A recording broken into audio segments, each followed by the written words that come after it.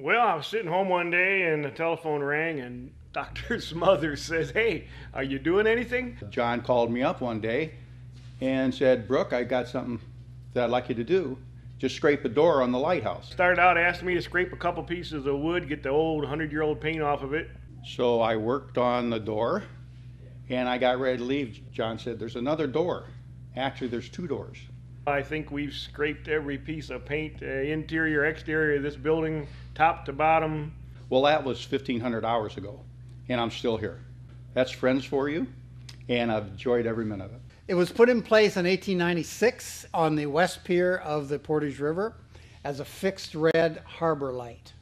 It wasn't flashing or intermittent, it was fixed red.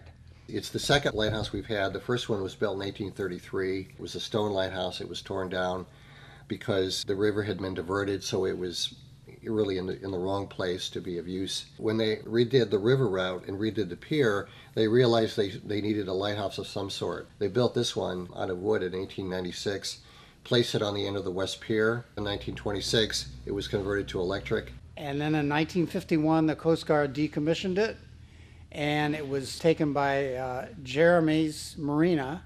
We purchased the Jeremy Marina in 1985, and this was on the property at that time, and knew the story that it had been moved from the end of the pier and brought onto that property. Mr. Brandt, as part of his legacy, he wanted to see that the lighthouse was preserved. It had been sitting in the marina for 60-some years. A couple people came to us with an idea, and we started the Conservancy, and it just grew from there. It's a wooden structure. We believe that it was reconstructed in a lighthouse depot, either in Detroit or Buffalo. We did have one instance where we were scraping paint off of the interior walls and we found a couple of names that had been written in by whomever built this building. It was interesting to go through the layers of paint and just see what color it was when it first started, and we had a primer coat. Then it went to green. Then I think it went to white, another white coat, and then it went to blue. So people will probably remember it as having blue trim, but originally in 1896, it was green. From top to bottom, I've had my hands on every little piece of it in some way or another. The quality of the construction that was put into this over 100 years ago, it's woodwork that I couldn't possibly match today. We have a passion for it. We recognize the quality of the workmanship. We're continually running into things they say, wow, look how they did that. Copper roof was taken off, new copper was put on.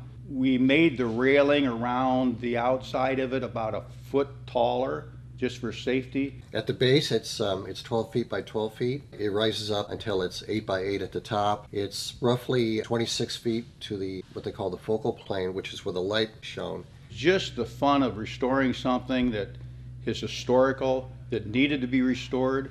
Lighthouses are very popular, and they are. They're beautiful buildings. They need to be seen. So, and it's worth preserving. It's part of Port Clinton.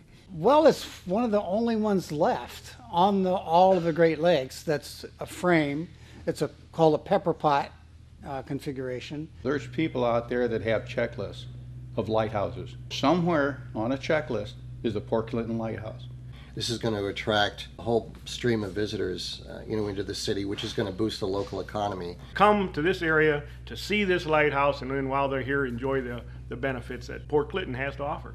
It's going to be the first step in revitalizing downtown Port Clinton. Port Clinton Lighthouse Conservancy has a Facebook page. There's information on there on how to contact us. We're going to be setting up a website in the near future. We hope to get a storefront set up close by, somewhere in the downtown area. Mr. Brand did something well for the city of Port Clinton.